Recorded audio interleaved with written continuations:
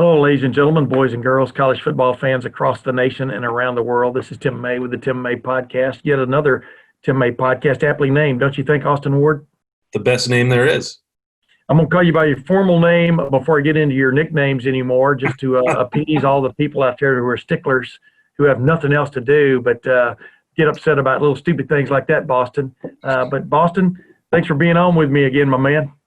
Always a pleasure. It's, my week wasn't the same last week without jumping on with you. I missed you last week, like a stagecoach. I was having to drive that stagecoach all by myself without the guy riding shotgun. But now I got you back shotgun. But, this is we're going to get into it after my first guest. We're going to get into, what do we see coming around the corner, what the season looks like when she comes, that old line, but that song. But, my first guest or my guest this week is John Bacon.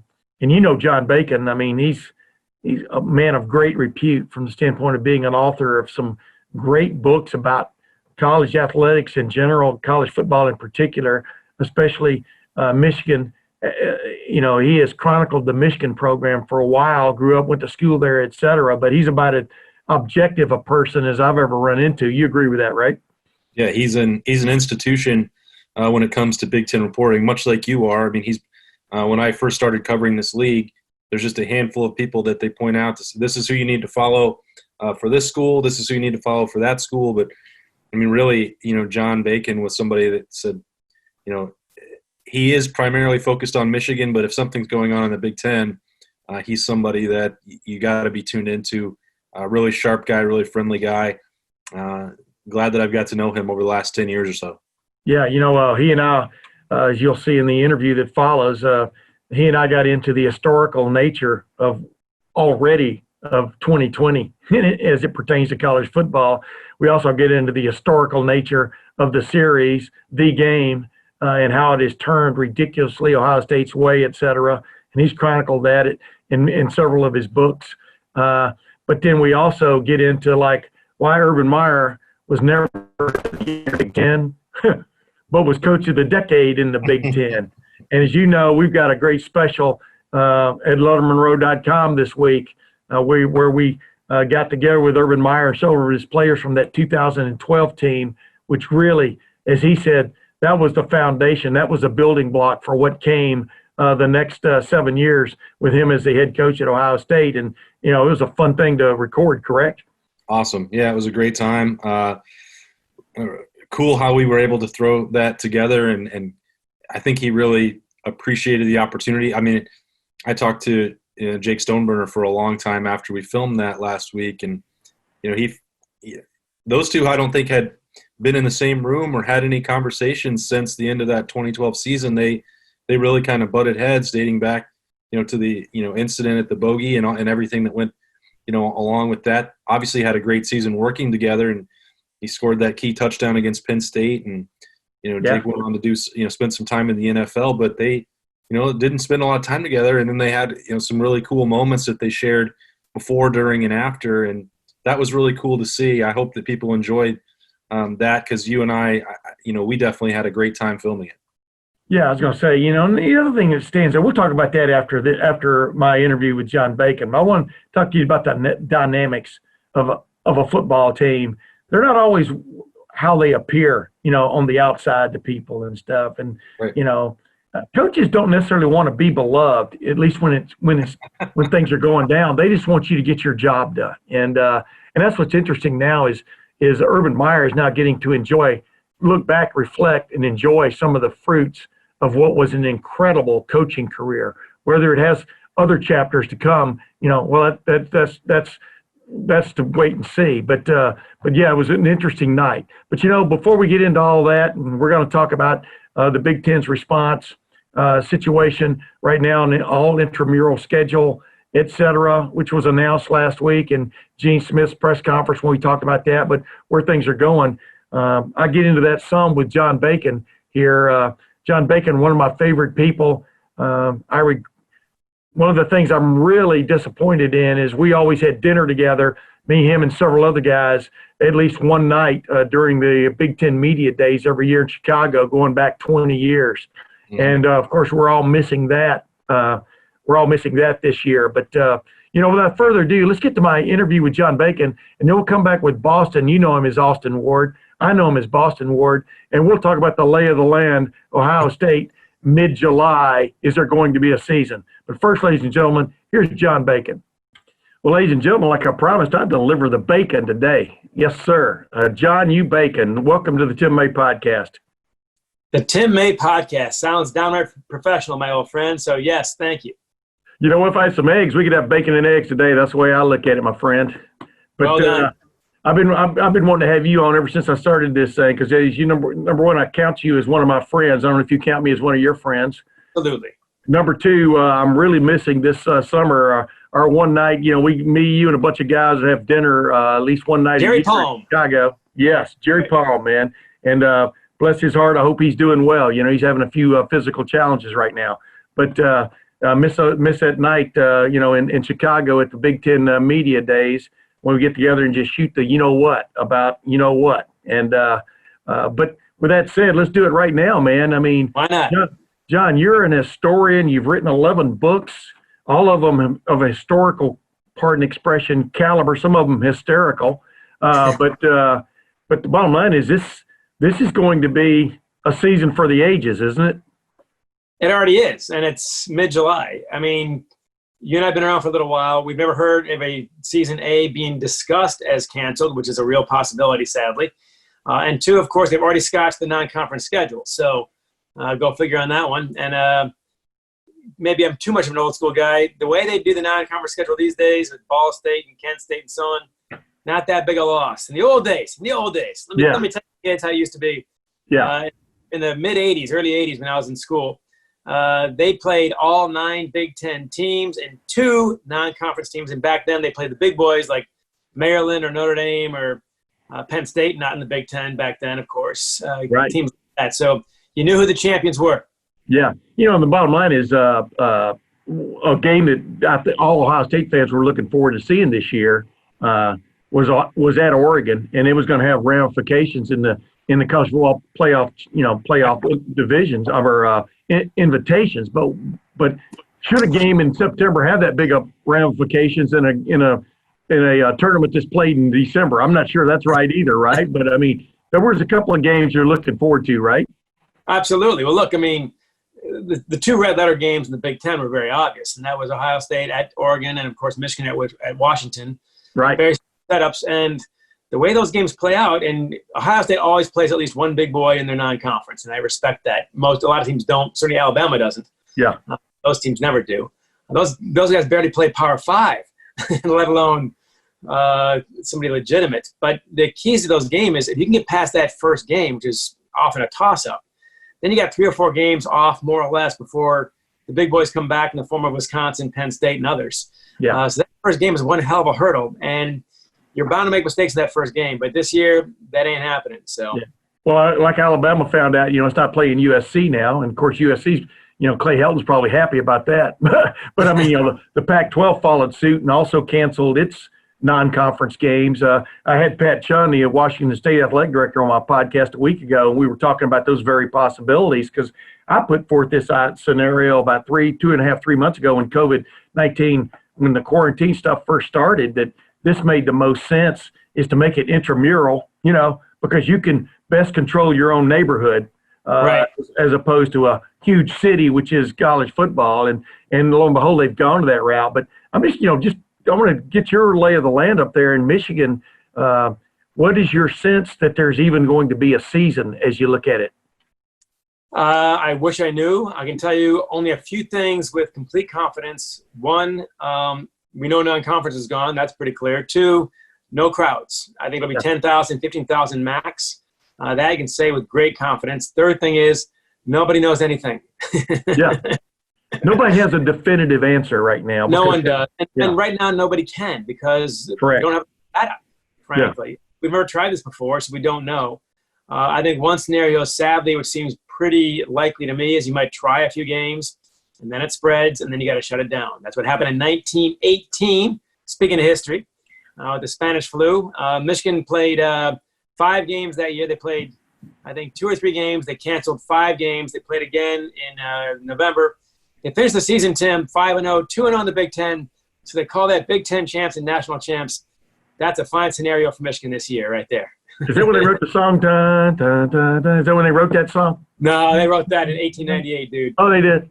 Boy, they presupposed a lot of stuff way back in 1898, Sure did. didn't they? Huh? Campus West, that's why they call it that. So back then, the West, pal.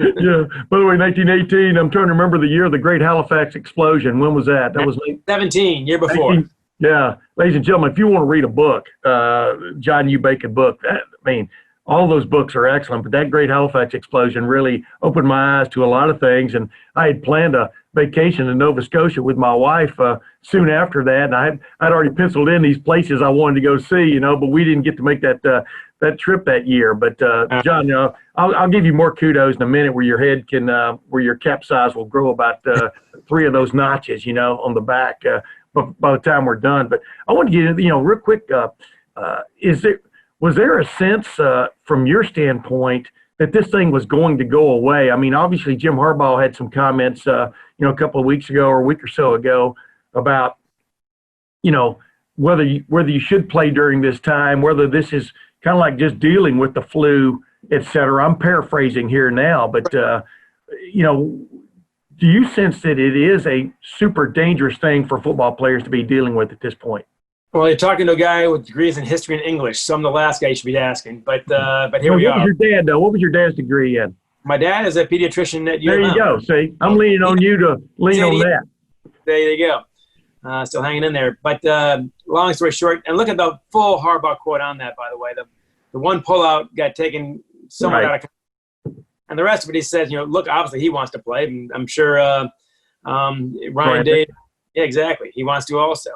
But he also, Harbaugh also said in that quote, but we don't know a lot of things yet. We're watching the science of it, and he answers to his AD and his president, and he knows that. So, yeah. So we'll see about that. But right now, I mean, I said 2 months ago, I was not sure they're going to play football this fall, and I hate to say it. And let me underscore this. I sincerely hope I'm wrong. I've been wrong plenty of times. I'd love to be wrong this time, but I don't think it's going to happen because whenever they get these guys together, the numbers at Michigan so far they released a couple days ago were very small. I think 2 or 3 guys out of the whole 120, 130. And that stayed low so far, knock on wood.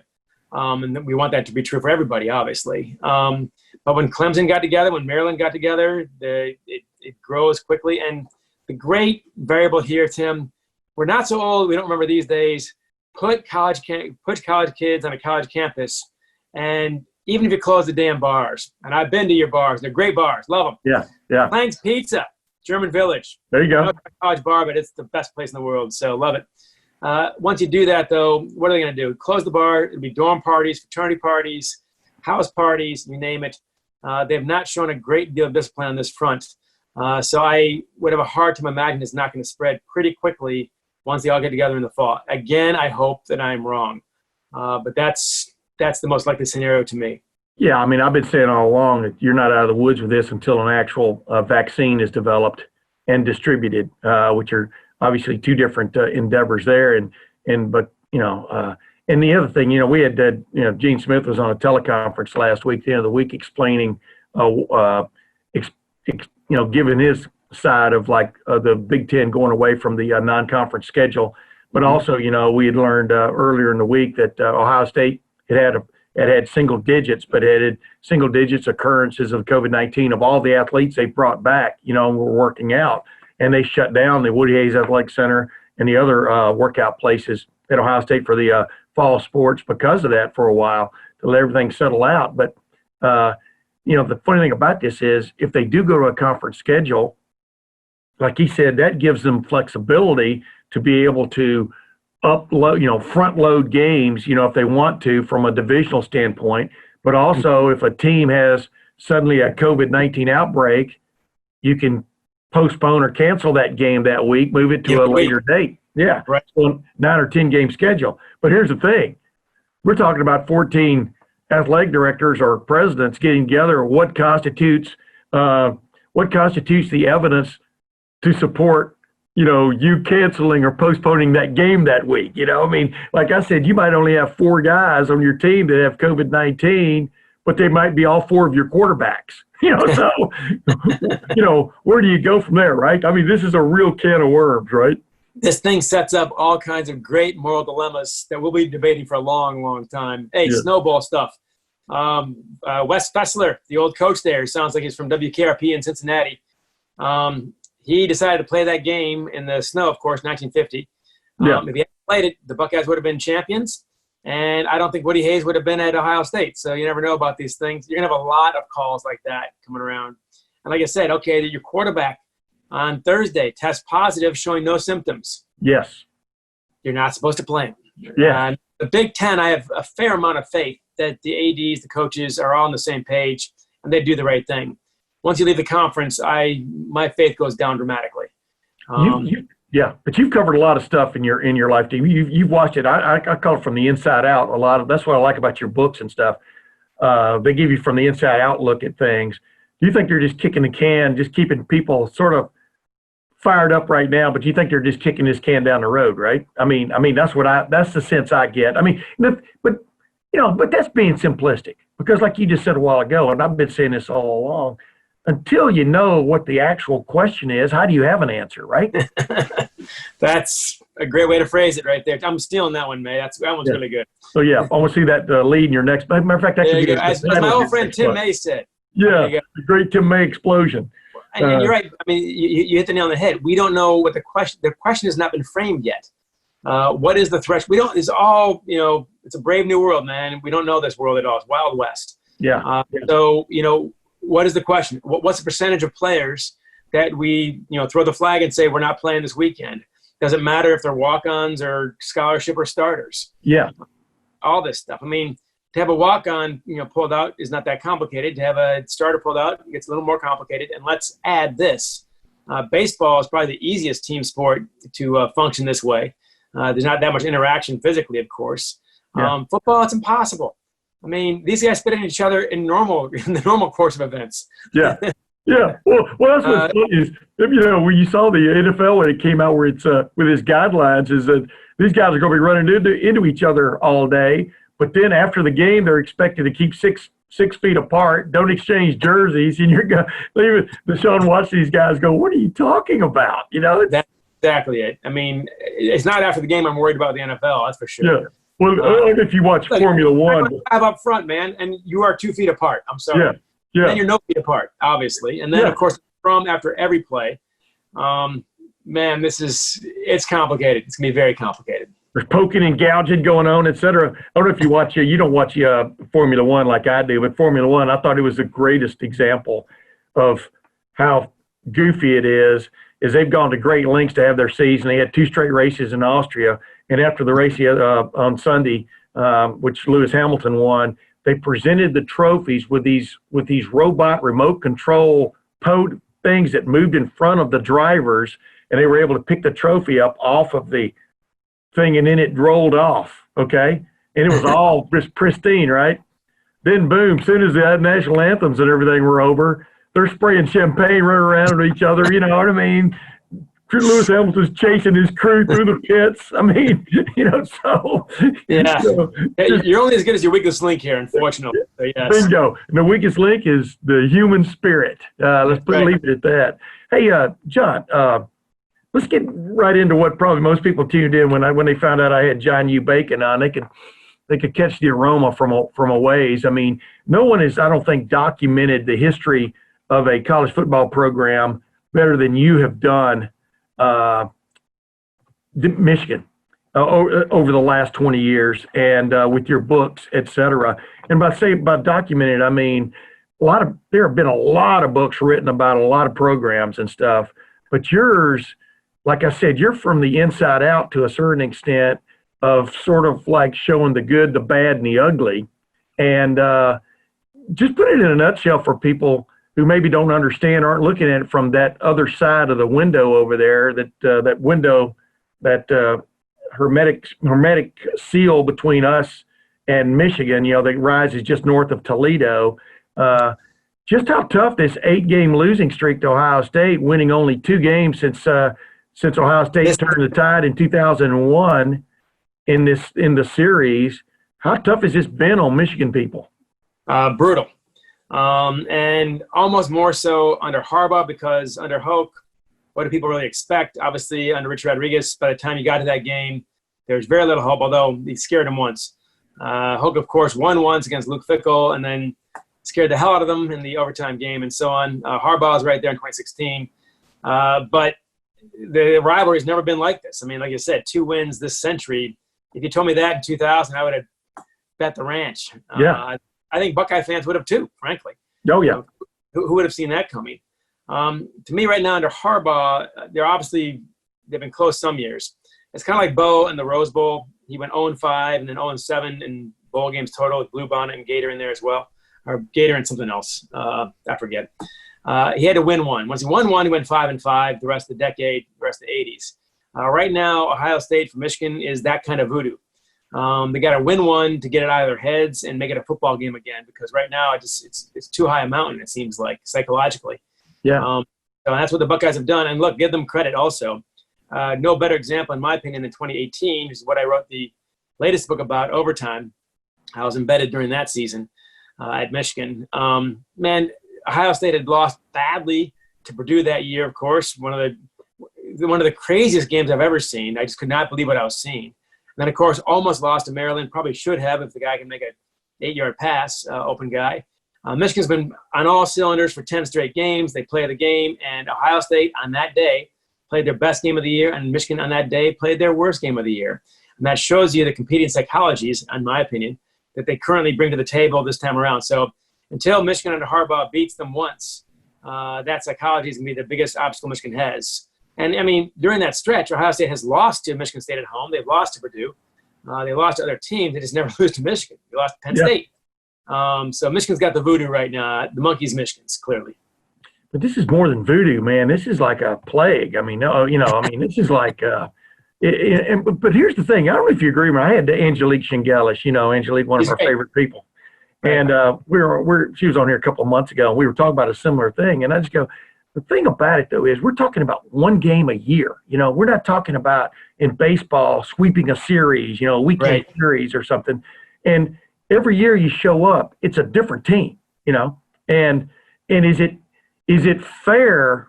I was asking this back when John Cooper was having his travails, 2-10-1. He was on my podcast last week, as a matter of fact. And, we kind of, gave that short shrift a little bit, as you can imagine, but we talked about it. But is it fair to judge a program on one game a year? I mean, is that fair to judge where the two teams are just on one game a year? If you follow me, because you're not the same team at the end of the year you were at the beginning. Yeah. It's entirely unfair, and that is what makes the Michigan-Ohio State rivalry so great. Because, it's unfair. And so what? Life is tough, right? Yeah. Life is tough, and one of my lines from that HBO series is, if you don't think this game matters, tell that to the guy who lost it. And that's where the rivalry, on paper, obviously, it has not been much of a rivalry the last 20 years. But in terms of the feelings of it, man, the Michigan players have the same bitterness that the Buckeye players had in the 90s, I think, about losing this game. And they get reminded of it, of course. Everyone knows how many pairs of pants you got, right? Yeah. John Jansen, the old left tackle All-American at Michigan, played in the NFL for about 10 years with the Redskins. He had a great line. He said, ask another Michigan guy, when I ask you how many times you beat Ohio State, I already know. And you already know that I already know how many you won. Yeah. That's the measure. And that's the measure at Ohio State also. Now, these days, how many guys are walking around with 4 pairs of pants? Quite a few. That's 5. Some of them, many have 5 pairs. Right. Yeah. That's right there, too. Gold pants, ladies and gentlemen, the trinkets that Ohio State gets for matter of fact, many of them, they've accumulated so many of them over the years, some of them sold them, Now, look, even I'll tell you that's blasphemous. Yeah. But you know what I'm sell saying. your wedding, man. Come on.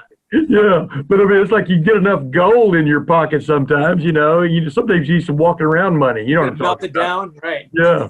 But, like you just said a while ago, you didn't say this, but you kind of did because you named off, and you didn't get to this, but 2006, game of the century, that was a hell of a game. You know what I mean? Like you just said, 2015, 2013 at Michigan, 2000. 2012 in Ohio Stadium. That was a 26-21 game. Ohio State didn't let Michigan over the 50-yard line in the second half, but Michigan led at halftime. Right. There have been several instances where Michigan could have taken at least part of that monkey off their back. I mean, right. That's what I'm getting to here is it comes down to a play or three, right? Almost always. And the guys going into that game know that. This is why I love college football in general. Right. This is why Big Ten in particular. This is why I'm absolutely enamored, of course, the Michigan-Ohio State rivalry. There are no, like you said earlier, there are no redos, man. You don't play a 4-game weekend set. It's not Cleveland versus Cincinnati. You don't play them twice a year.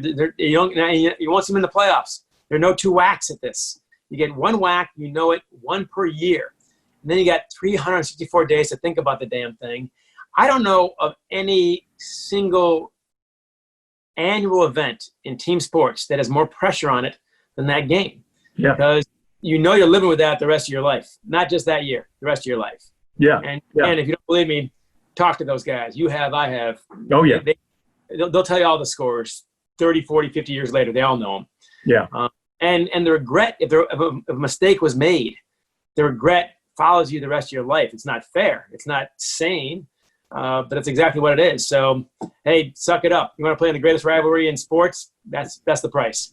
Yeah. No, you're right. Mike Lantry. I mean, right on down the line, we could name, Ohio State players. Matt France misses that field goal in '86, and the current coach, Jim Harbaugh, guaranteed victory. I mean, it is crazy, but the interesting thing here is what I wanted to segue into is, and you kind of, you touched on this in your book, Overtime.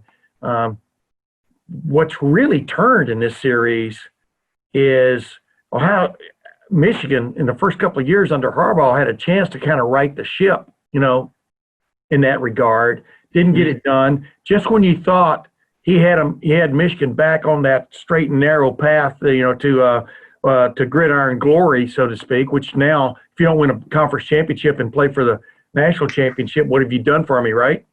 It fell off, and now there's evidence, if you believe in recruiting rankings, that Ohio State is dominating. I mean, like never before in the Big Ten. I'm talking about from a standpoint of bringing in talent, et cetera. And then Right. Michigan's running, basically behind Penn State in that regard. And, and Michigan State's had some pretty good classes, et cetera. But what is your sense of where the Michigan program is headed as we speak? You're right about the recruiting. That on the field last year, I believe it was Ohio State had 14 5-star players in that roster. Yeah. And Michigan had 4. Yeah. And I'm not a math whiz, Tim, but I think 14 is more than 4. And 5 stars, man, I mean, they don't all come through. We know that. We know that there's a wash-off factor in some, but so what? Those are lottery tickets. Yes. And you'd rather 14 than 4. Undeniable. And look how many guys, I mean, what impressed the hell out of me at Ohio State when they won the national title a few years ago, they won it with a third-string quarterback. It's like, okay. That's some pretty serious – that's Alabama-style depth with Tua and so on. It's crazy. Yeah. So that's what you're dealing with there at Michigan. But almost every year, I think, Michigan's been second behind Ohio State, maybe a good chunk behind, but usually ahead of Penn State. Before it all settles out, you watch, Michigan will probably out-recruit Penn State. That's my guess. Yeah. It's always finishing second, like I said, maybe a good notch below Ohio State, but still right there. And I still think, perhaps stupidly, naively maybe, that Michigan is still close enough that they should be able to win some of those games. You already listed off the 4 or 5. Oh, yeah. If you win 4 or 5 of those games, okay, then the record for the decade is 7-13. Not ideal, but that's still obviously a rivalry back and forth. Yeah. You don't have the monkey on the back or gorilla on your back when you play that game. You're playing a football game at least, and that weighs on you. Michigan was had a horrible streak against Michigan State under D'Antonio. Knock them off once or twice, and they seem to have the upper hand again. So I'm not sure Michigan will ever get the upper hand on Ohio State the way they did over Michigan State. That's, who knows. And by the way, John Cooper, God bless him, for a couple things. One, for staying in Columbus when he didn't have to. I always thought he manned up about that one. And Yeah. 2, for all the crap he gets down there, and I know that he does, that guy had top 5 teams almost every single year, which probably makes the pain greater. But he also lost to, Lloyd Carr and Bo Schembechler are Hall of Fame coaches. So he didn't lose to chump change, I don't think. What he usually lost to was very good Michigan teams that had been asleep for a part of the season and woke up on the right day. Yeah. Teams with talent. But anyway, so it's the voodoo that goes with it. Maybe Michigan would not have that. And by the way, more credit here. When you go from Tressel to Urban Meyer to Ryan, of course, with only one day, with a year of Fickle in the middle, they basically did not miss a beat, including 2012 when they go 12-0. That's very hard to do when you follow legends and whatnot. If you follow Saban, I wouldn't want to. You don't want to follow Bear Bryant or Woody Hayes either. But those guys, 1, 2, 3 like that, that's extremely hard to do well, and they've done it. Yeah, I was going to say it's sort of climbing a ladder. I mean, what John Cooper did, John Cooper got Ohio State back on the beam in terms of recruiting, going after big-time talent no matter where it was. Jim Tressel took it up a notch in terms of the actual rivalry, the game, pointed at it his first day on the job, and then, shot arrows into the bullseye.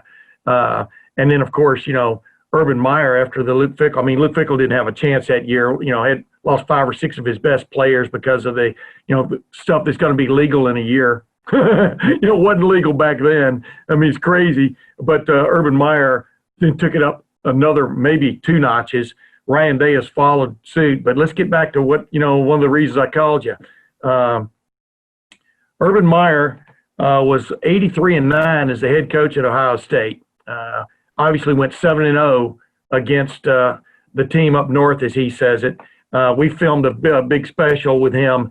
Me and Austin Ward did with him and six of the players from that 2012 team, which kind of turned the tide, especially with that win over Michigan. And we filmed it in the 7-0 room at the Urban Meyer Pint House in Dublin. 7-0 meaning his record against the team up north, as he likes to say.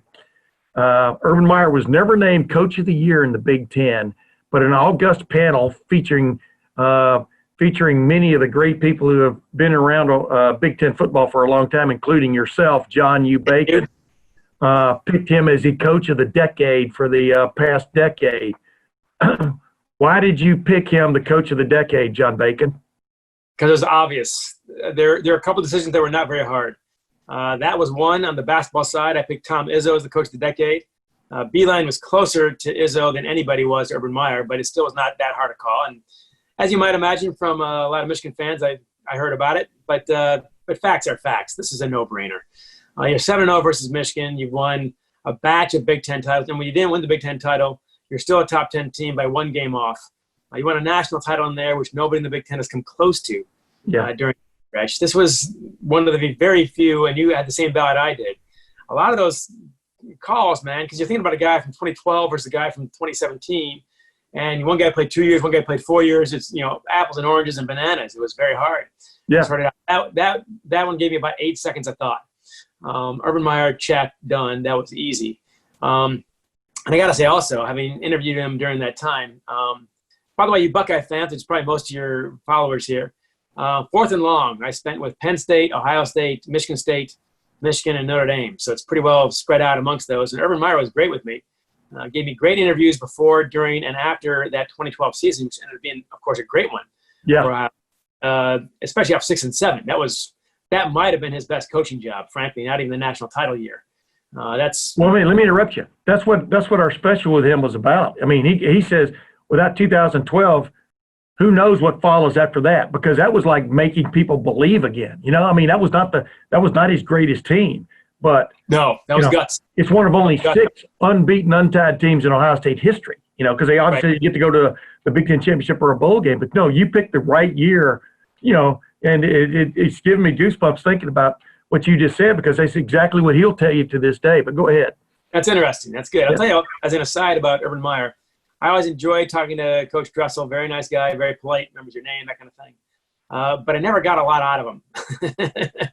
I'd get 10 or 15 minutes, look down and go, I really don't have a quote here. Urban Meyer, man, you ask him a question, you get an answer. Yeah.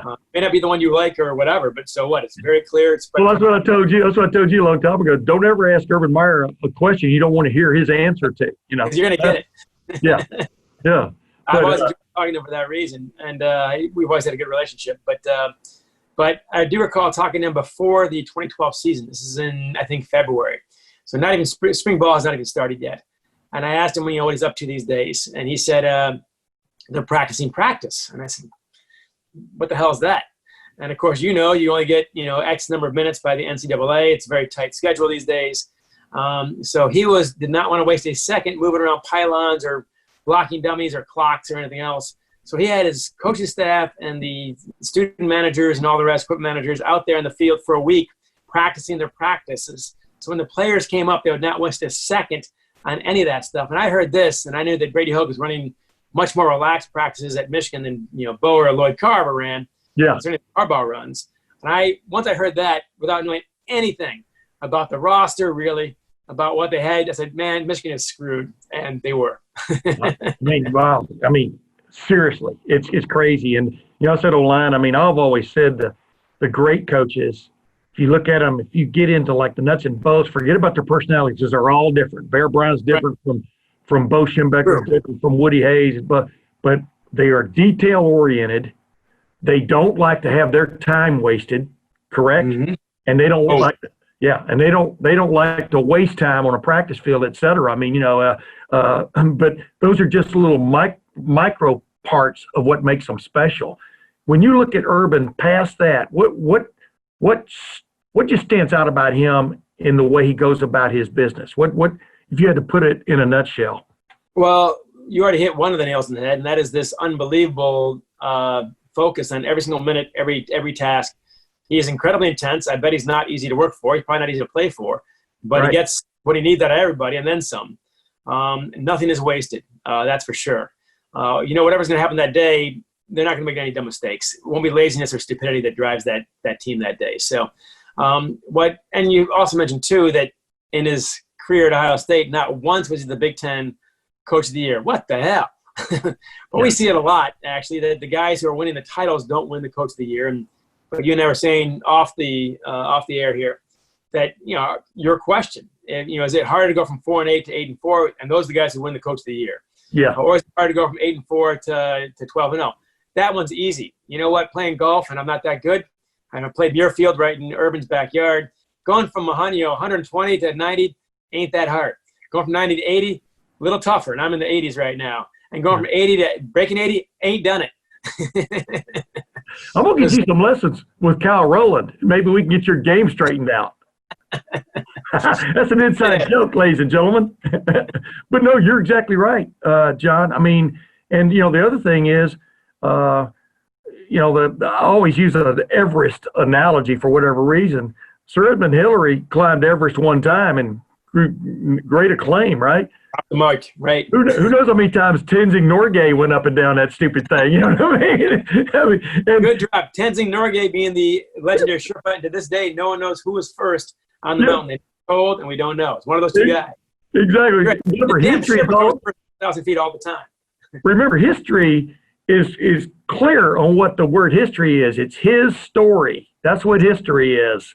So whoever gets to write it gets, they get to put it in there the order they want. But I like it. But the bottom line is getting to the top and then staying there are two different dynamics. And that's what, you give a Bear Bryant credit, you give Bo credit, Woody, you give a guy like Urban Meyer credit that he was able to take the program and pretty much keep it at the top with a couple of like big time avalanches, back at Purdue, Iowa games, which really cost those teams. And in 2015, in my opinion, I thought that was his most talented, deepest, best team. The loss to Michigan State, which still makes no sense. But that team should have had a chance to defend his national championship and didn't get that chance. But the teams he put together were incredible, correct? Really incredible. And this proves the point we're talking about. That look, going from 10-2 to 12-0, it ain't two games. It's a cap. You're at 10 wins, you're halfway there to 12. So exactly. That's Michigan's deal right now. They're winning 10 games more often than not. Those last one or two sure get tough. And when you're looking out for Michigan or Ohio State, like you said, what happens? Iowa sneaks up on you. Purdue sneaks up on you. This is in defense of the Big Ten. I recall Joe Paterno when he was third or fourth year in the league in the mid-'90s. And I can't find the damn quote, so here I go paraphrasing. But somebody asked him at our Big Ten event, of course, okay, you've been around the block 3 or 4 times now. You've been home and away everywhere once or twice. What do you think? And he said, well, Ohio State, Michigan, those are big games, big crowds. We expected all that, no surprise. What I didn't expect is that you go to Indiana and you beat them, and they beat you up for 60 minutes. And you go to Illinois, beat them, and they beat you up for 60 minutes. Yeah. That the depth of the Big Ten, I think, is underrated. And not just the big boy at the top. And I get that the SEC is winning this thing. The top 3 or 4 teams in the SEC is as good as anybody, clearly, usually better. But it's the Minnesotas, the Illinois, the Indianas that beat you up. And that's what Urban Meyer often had one of those games. And if you're going to play Temple, and teams like that, and you're not in your non-conference, it doesn't happen. And that's what Paterno had to deal with in the Big Ten. Yeah, no, that's exactly right. I mean, you may win, but you still get beat up, so to speak, on the field. I mean, they can beat you. On a given day, if you're not paying attention, they can beat you. Exactly. Hey, well, last thing, let's get back to where we started here. Give me a prediction before I let you go. Will there be a semblance of a 2020 season in 2020, or will the 2020 season actually be in the late winter of 2021, maybe 5 or 6 games, just so people can have a good feeling? You're asking me on July 13th with a gigantic caveat from William Goldman, Ohio's own great movie director, of course, and screenwriter. He wrote Princess Bride and a bunch of other great movies. His great line in Hollywood is, "Nobody knows anything." So put that umbrella over whatever I say next. I'm one of those guys who knows nothing, so we're all just guessing here. Yeah. If you had to ask me on July 13th based on clearly insufficient data, I hate to say it, I don't think – you might get a few games in, but I don't think you're even going to get a full Big Ten season in. And, again, the second caveat is I hope I am wrong. But it's not stacking up very well right now. School, right now, I got a 4.5-year-old kid. We're all praying and hoping there's school in the fall. We don't know that even. Yeah. So I hope I'm wrong. But if I had to bet right now, you might get 3 or 4 games in. But I think there's going to be another spike once kids are back on campus. And Tim, I've been wrong plenty. Let's hope I'm wrong again. Oh, yeah. I mean, yeah. But that's the point. You don't know. So you're not really wrong right now. You're just projecting. I'm not wrong yet.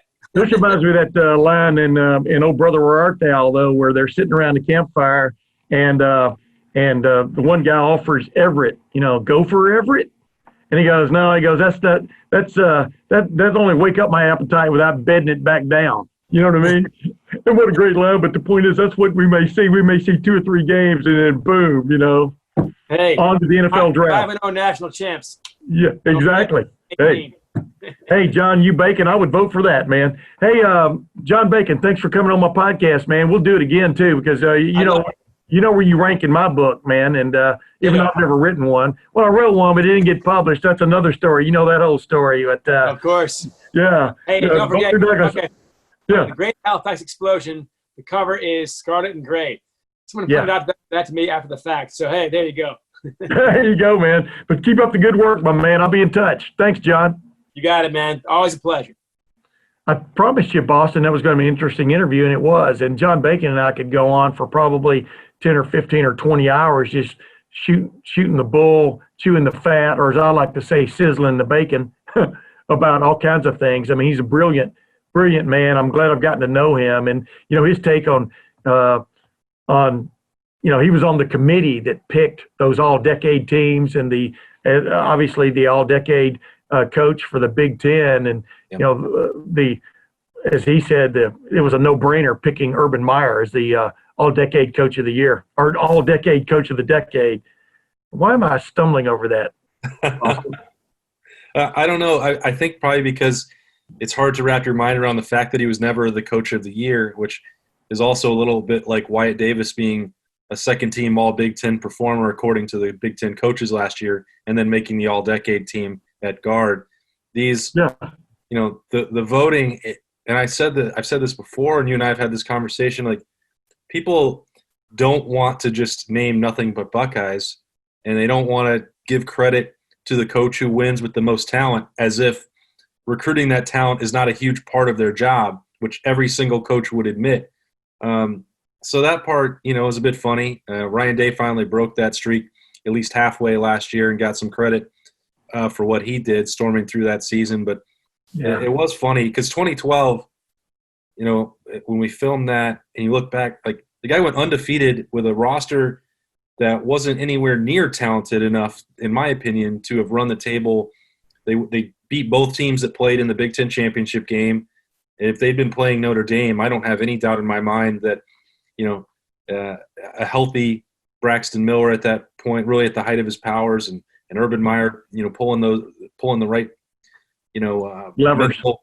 pulling the right levers, as you say, and the right psychological tricks at that point. I mean, a one-off game against Notre Dame to win the title, I don't have any doubt who's winning that. So hard to imagine that guy wasn't the coach of the year for what he did in 2012. But, I guess Bill O'Brien did some decent things at Penn State, but not quite the same as going 12-0. Hey, let's give people a little peek behind the curtains, like in Wizard of Oz, of like how that 2012 thing special came together at the impetus of Urban Meyer, because he called me and said, he was getting a lot of that, coach of the decade, and he's saying, Tim, that doesn't happen if that 2012 season doesn't happen, meaning if that 2012 team hadn't bought in, hadn't responded, as he said, this maniac coach, coming in with another way of doing things, as he pointed out, it wasn't like that team. It wasn't like in 2011 they didn't have some great players at Ohio State, but they weren't a great team, and they lost a lot of games at the end of games. They didn't finish, and as I point out in that special, what the difference was, they learned how to finish under Urban Meyer. And if you look at like Michigan and its travails, as I was talking about with John Bacon earlier, one of their problems, especially against Ohio State, especially over the last 7-8 years, is not finishing, the season, but not finishing those games, because there were several there that were theirs for the taking, but Ohio State found a way to win, and Michigan found a way to lose. So, and it's interesting how we got them together, but, give people a little bit more insight. I mean, like you said, Jake Stoneburner and Urban had really not spoken much since that 2012 year, and it was cool having them sitting at the same table, even though they're about as far away as they could get, except for the two hosts, yourself and you and yours truly. Yeah. So, I mean, when he had that idea and he reached out about, to you directly, and then we started to think, well, what can we put together? Because a few of these guys already help at Lettermen Row, Jake and Evan that were there, Reed Fragel. So, I mean, we knew those guys would be on board, but, you're dealing with what can we put together on short notice? How many guys can we get? What can we actually film? We're going to try and add a bonus episode at some point, because there are two figures that absolutely needed to be in that video who weren't in town. And we wanted to, make sure that, Urban was able to do it and give, something, cool moment, something special for him. Got those guys. I mean, I hadn't talked to CJ Barnett since his Ohio State career ended.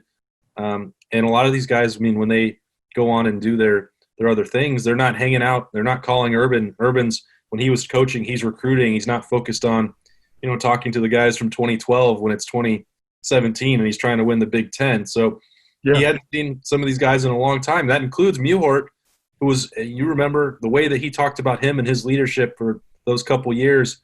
That was one of his all-time favorite players, up there with a John Simon or a JT Barrett, down the line, for his incredible leadership. So just, you could tell how much that meant to them to really talk about 2012. I mean, it was, for Reed Fragel, that's one of the highlights of his entire athletic career.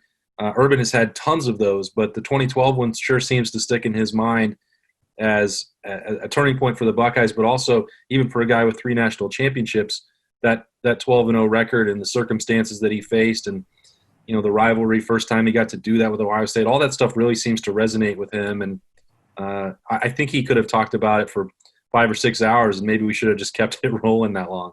Oh, yeah. I mean, I think he would have. And there are moments there where Urban gets, I wouldn't say Urban has never been an unemotional animal. If anything, he's very emotional, in certain situations in games or in the seasons or things when things are going on and stuff. But there were times there where you could clearly tell that he was quite taken by the moment. And his point was he wanted former players on that panel, because he said, that's what you win with. I mean, those are the ones that made it happen. You can have the greatest plan in the world, but you don't have anybody following you. You're charging up San Juan Hill on your own horse with nobody behind you. You're probably not going to win. And it's funny because when before we introduce John Bacon, as I digress once again, as I'm wont to do, as I was talking to you about it, it's looking back now,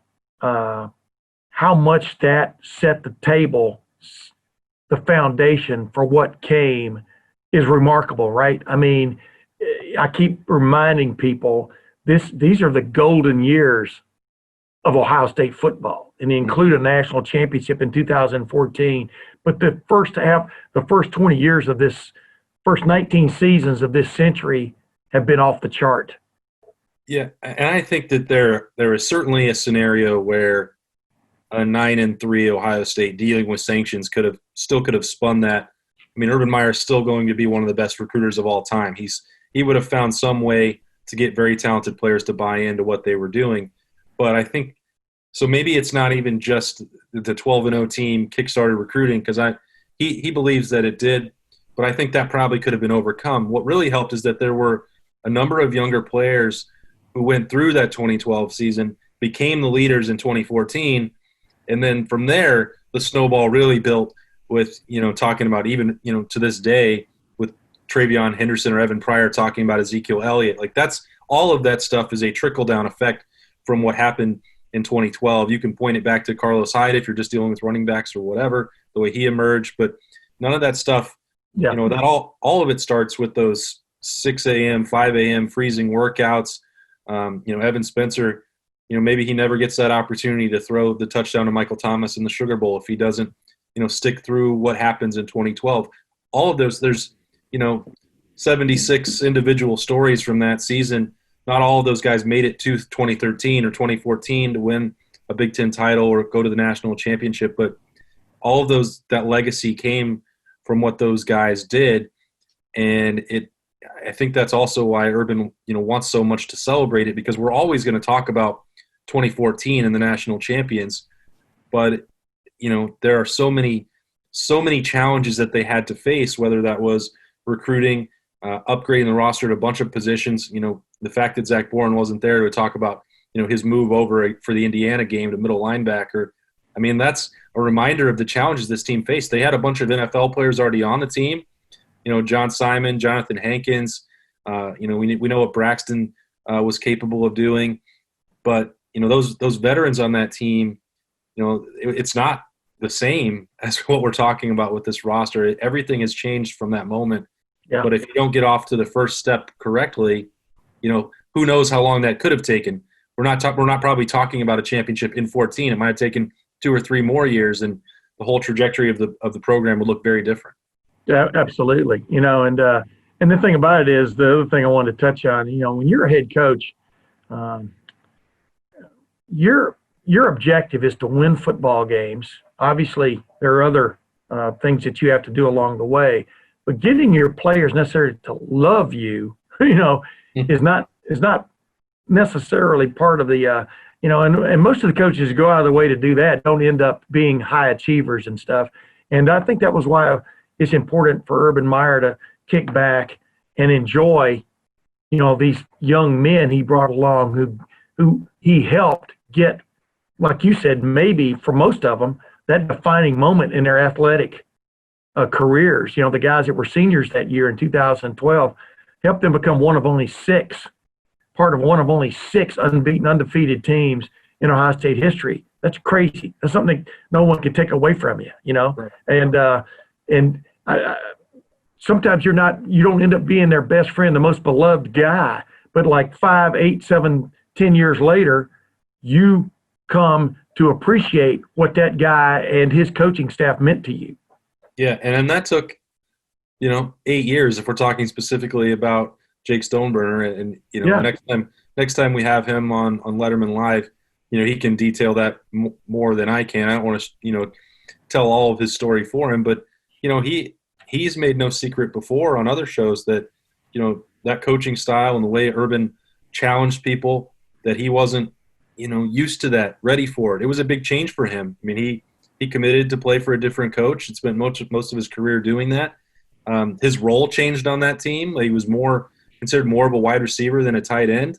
Yeah. He had to go through the summer with the, not scholarship, and Urban had to send the message at that point because people were still talking about his off-the-field stuff with Florida.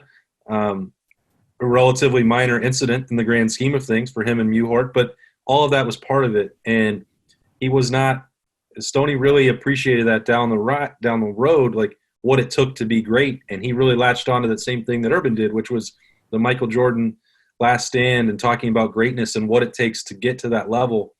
I mean, Urban does not accept anything less. Some players really love that. John Simon, Zach Bourne, Jack Muhort, they took to that, if not right away, at least wholeheartedly by the time that the season arrived. Yeah. And you saw the results of that.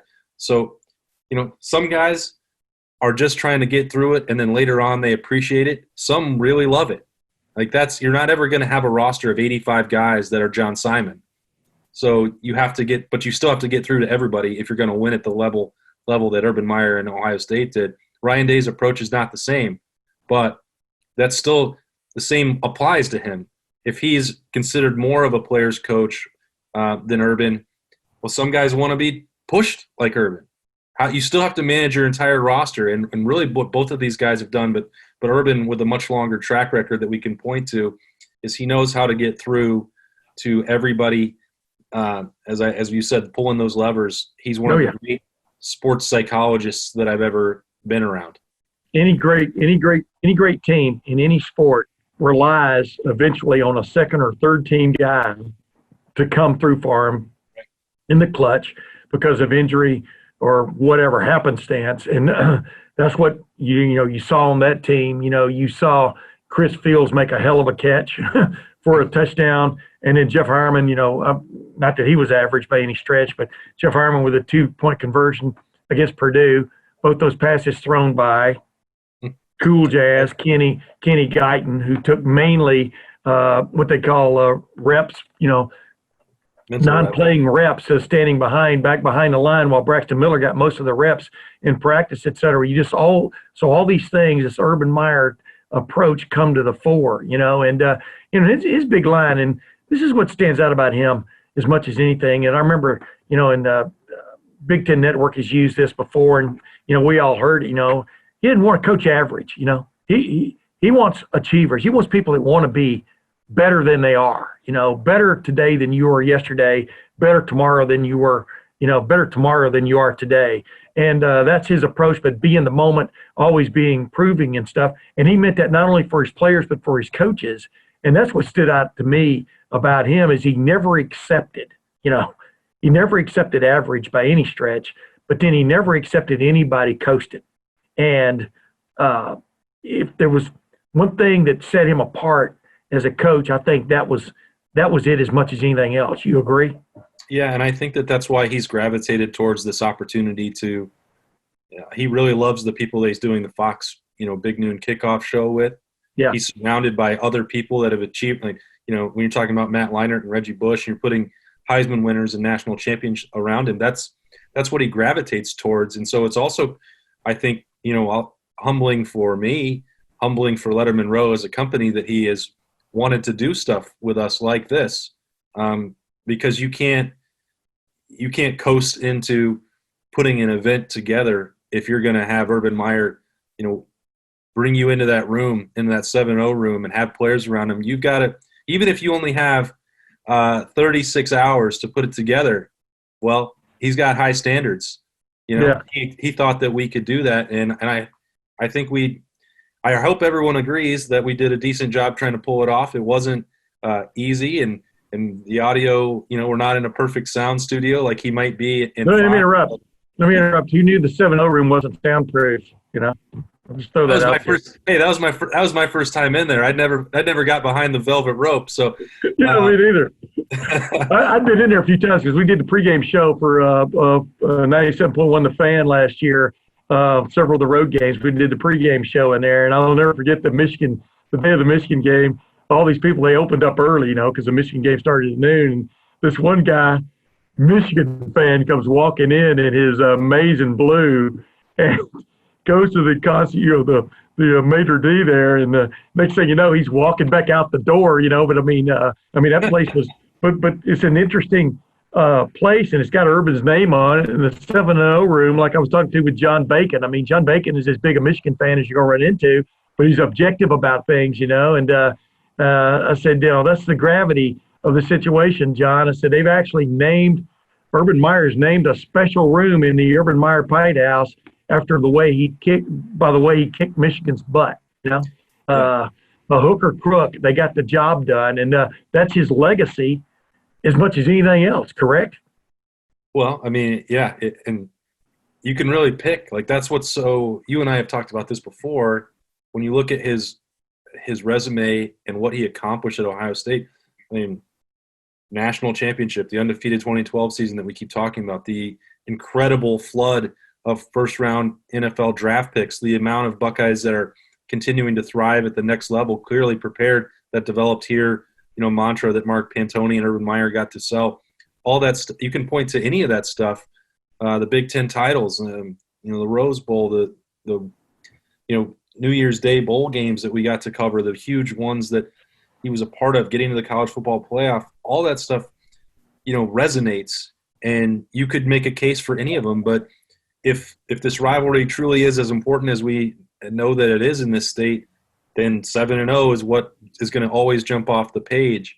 You can't ever beat that mark. He went undefeated. He won every game that he played against the rival. He treated it with more urgency than I would have thought was even possible for a human being. And he wanted to make sure that, and the other players did too, that it's not that Jim Tressel didn't take it seriously. We know he did, but all the effort that went into that with him and Mickey Marotti and all the way through his staff down to the players. That started again in 2012 with a really gritty physical victory. I'll never forget, the Zach Bourne hit mostly in a photo that still I saw it, on one of the trucks the other day driving around Columbus. That stuff, 7-0 and winning that game, that changes your life if you're at Ohio State, and that includes Urban Meyer.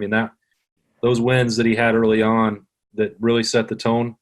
I know how much they mean to him. I see the pictures in his office and in his house, and the football game balls and pictures with Nate. Those are the ones that really matter to him. Yeah, it was so cool having C.J. Barnett on that panel too, because C.J. Barnett had the interception that sealed it at the end of the game. That, and the fact that just like in the Michigan State game, they went out there and ran the clock out. Those were the two seminal wins really of that game. Now they had two overtime wins during that season, but those were the two victories that you kind of go that put that team on a different level, in my opinion. But let's move on quickly, succinctly. Will there be a Michigan-Ohio State game in 2020? Your quick answer is a yes or a no. Yeah. Yes. No, wait a minute. Yes or a no? Yes. Okay. Will it be the first game of the season or one of the first 2 or 3 games so you make sure you get it in? Yes or a no? Yes.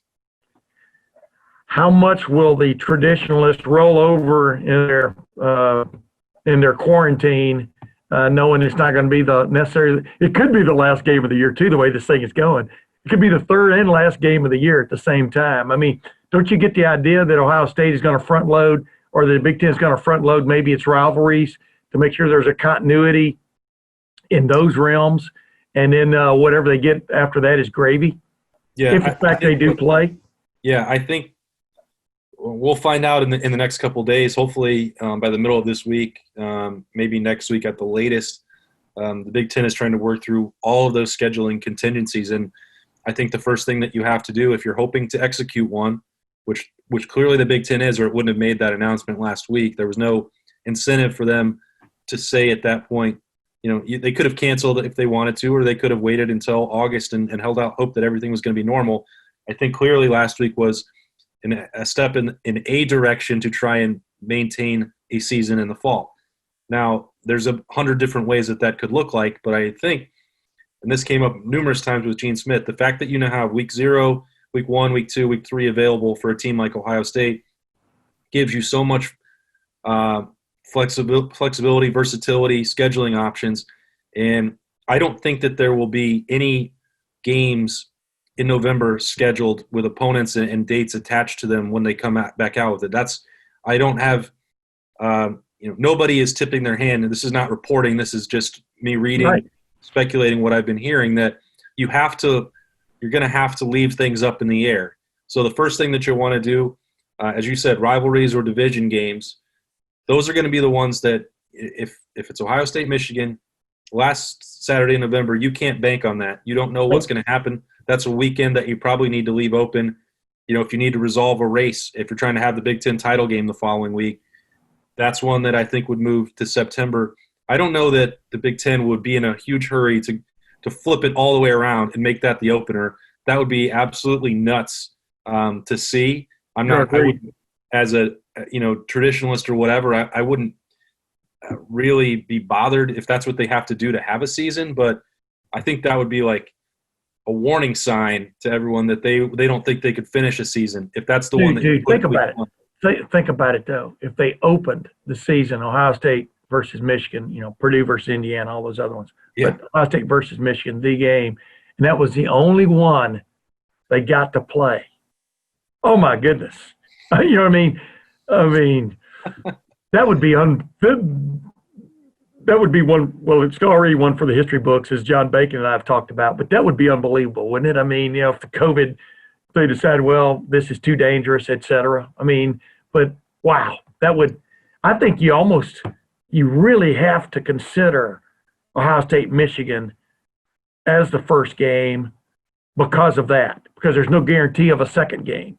Flip side of it is, if you're Ryan Day, if you're Jim Harbaugh, no offense to Rutgers, but I'd rather open with Rutgers, get a game under my belt, right? Or Maryland, although Maryland could be pretty good, believe it or not. I know where you stand with Mike Loxley, but they're getting players over there, my man. But the idea would be get a game under your belt before you play the rivalry. But the other flip side of it is, if you're only going to play one game, play the game. What are your thoughts? Yeah, I think right now my feeling is they're going to know if it's safe to play or not by the time that training camp is over, because I'm not sure that adding in an opponent is going to change things significantly after you've had 2, 3, 4 weeks of guys really, doing football activities, hitting, the exchange of the fluid flying, the spittle flying. Oh, man, you just painted a hell of a picture there. You forgot about the aerosol aspect. Go ahead. Yeah, I mean, you're actually going to be doing the game activities throughout August. And I don't imagine that there's a scenario at this point that's going to include fans in the stands. So you're gonna know basically what situation you're in by the middle of August. If the thing is spreading and half the team comes down with COVID during training camp, well, there's going to be no games. That is a real potential outcome here for the fall. So Sure. I would say, given the option between 0 and 1, you're going to know if you're even able to play before you get to that point. So that's another reason why I think you wouldn't see the true marquee games week 1. If you got through training camp and you think you're okay, then you can probably put together a schedule for September, maybe a week or 2 into October, and then go from there depending on if the new things arise, if you have a cancellation, postponement. So I guess I should say 0 or 4+ would be my expectation. I don't think that they would get to that point in September 5th or week 0 and say, we're not sure. Let's just let this Ohio State-Michigan game happen, and then we'll evaluate from there. You'll either know by then in the midway point of training camp if it's safe to play games or not. Yeah. The interesting thing, you heard the question. One of the questions I asked Gene Smith last week on a teleconference. I think the most interesting part of the athletic directors getting together on all of this is what is going to constitute a team legitimately being able to postpone or ask for a postponement or a cancellation of a game. That those parameters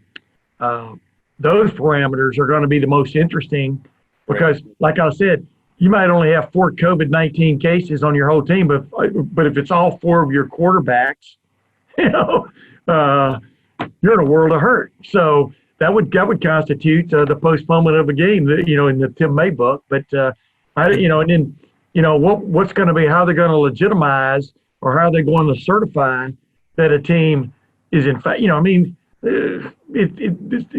I just think this is going to be crazy in the fall to think that you're going to play more than 5 or 6 games. That's what I think, based on a vaccine. Yeah, and it seems pretty unlikely here in the middle of July that the vaccine is going to materialize and save college football. Yeah. And I think that you and I talked about this when we were reporting on Wednesday and Thursday last week, that the Big Ten put those 2 caveats in their release for a reason. If they're able to have a season, and at the moment that they were already prepared not to play one if that's what they need to do. That's not an accident. They have teams and teams of lawyers and athletic directors and presidents looking at this and all agreeing before they put it out. There is real concern. I can't sugarcoat it that there will not be a fall football season. Oh yeah. That's why I say it's 0 or 4+. Sort of depends a lot on what happens in the next 5 weeks. The Big Ten's going to put out a tentative schedule here in the next couple days or week, but that still doesn't mean that a final decision about this season actually happening is occurring. I just think what happened last week was a critical first step, that you needed to reset the expectations. First of all, that this is a serious situation. They're not going to take unnecessary risks or pretend any longer that a full season is realistic for them. And there are lots of reasons for that. And the health and safety is number one. But also, if you're looking at the long-term ramifications for college football programs at this level or the MAC level or any level, you have to do what's best financially. And if Ohio State doesn't have, millions of dollars coming in from hosting home games on Saturday, then it doesn't make sense to pay Bowling Green $1.3 million to come in for that game. The return on that investment is not there. That really sucks for Bowling Green. It really, sucks for MAC teams and Sun Belt teams and Mountain West Conference teams all across the country that those paydays are so important for them. But this is a cutthroat situation. Ohio State has to protect its own athletic department before it can subsidize anybody else. And that's not something that Gene Smith or Kevin Warren or anybody else wanted to talk about as part of this decision, but it's absolutely part of the equation. Because people ask us all the time, well, if it's safe for them to fly to Wisconsin, why isn't it safe for them to fly to Oregon? Maybe there's not a difference in that, except for the fact that the Big Ten can manage the protocol and put everybody on level footing, and the financial impact. That is a huge part of it if college football is going to survive past 2020 or any other sport that Ohio State sponsors. Yeah, I would think that there's going to be some kind of financial situation going on with a couple of those games though that have been canceled, right. Because they were kind of done unilaterally. You know what I mean? And so I would expect Buffalo and Bowling Green or I would expect them to get something out of it one way or the other. The Pac-12 has already announced that it's going to an intramural conference season. Just like the Big Ten did. It did it a few days later. I totally expected that. I wrote about how I saw that coming 2.5, 3 months ago. You wrote about it also a little later after that because that's what made sense, being able to maintain some semblance of strong parameters within your neighborhood as opposed to going out of the neighborhood. But yeah, I mean, this is just going to be this story is just going to keep writing itself as the year goes on, and there are going to be twists and turns. And like you said, I think there's as much of a chance or not being a season or any games as there is there being games this year at this moment. And like Gene Smith said, he was cautiously optimistic, when he talked to us a month and a half ago. Now he's lost that, that feel. It's now what happens in the next 6 weeks is going to determine a lot of what we see. And, you and I have given our pulse, tried to avoid making predictions as much as possible. The one thing that we've said all along was that we expected this to be that conference-only schedule as a solution. We didn't and I have tried every time I've written about this to avoid saying this is definitely going to happen because nobody knows. And the deference to the experts and the decision makers. Look, athletic directors are pretty low on that list compared to, government officials and health experts and doctors and trainers and school presidents. I mean, everybody knows that you need college football for athletic departments to operate, to help, universities function, that they're critical. But at what cost are you willing to make that happen? And as this thing has changed, if you flip back 4 or 5 episodes ago and we're talking early June and the Buckeyes are going back to work, hey, there was a lot more optimism on this show.